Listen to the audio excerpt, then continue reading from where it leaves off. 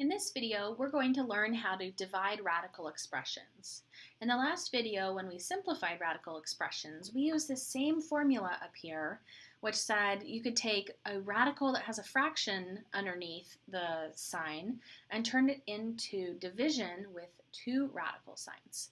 Well, we simplified, so we moved from left to right. In this video, we're going to be doing division, so we're going to start with something that looks like the right side of the equal sign and then move it so it is going to look like the left side in the end. So let's start with an example.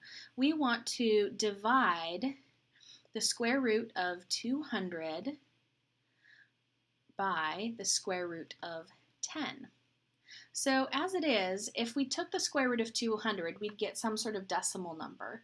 If we took the square root of 10, we'd also get a decimal number. And we can't really do those in our head, but it's possible that if we use this rule up here, we can turn this fraction into something nicer that will give us a nice answer, or maybe a more simplified version of this division. So we start on the right side of this equation. We have two square roots. They're both square roots. That's important. Same index. And we can turn it into one giant square root sign with a fraction underneath. So we'll have 200 divided by 10. So now we'll try to simplify this fraction. We now have 200 divided by 10. So let's see, that is the square root of 20.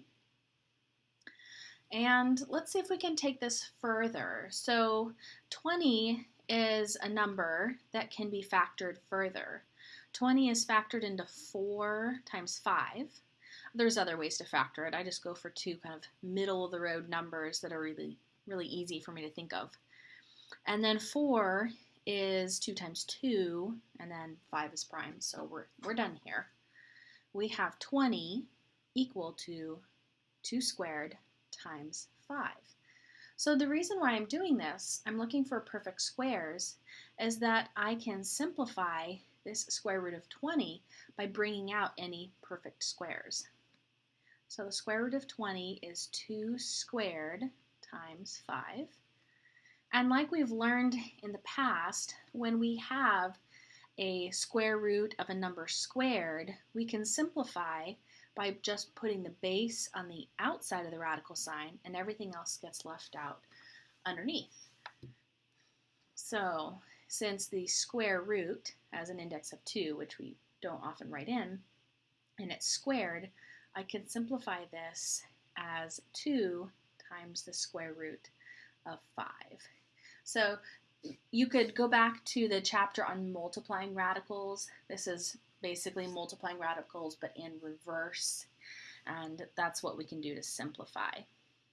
So we have completed our first example. We took the square root of 200 divided by the square root of 10, and this was able to simplify into 2 square roots of 5. Let's do another example. But this time, let's have some variables. So I want to divide the square root of 72x cubed by the square root of 2x. So as they each stand, they can't be simplified, but if we divide them and combine this into one giant square root sign, we might be able to divide and simplify a little bit faster. So 72x cubed over 2x.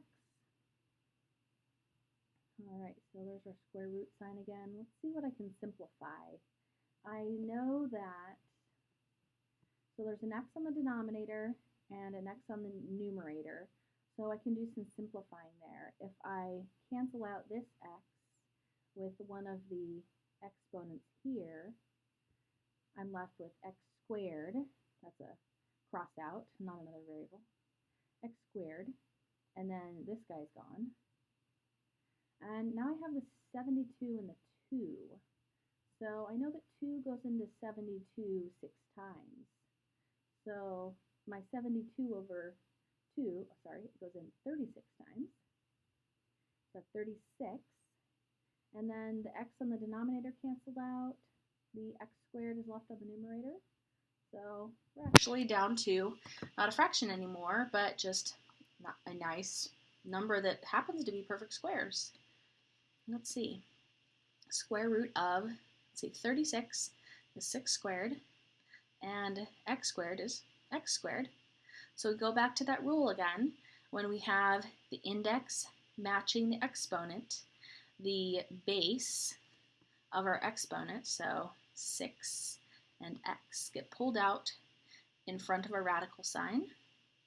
And because we pulled out everything underneath the radical sign, we're completely done. And we get an answer of 6x.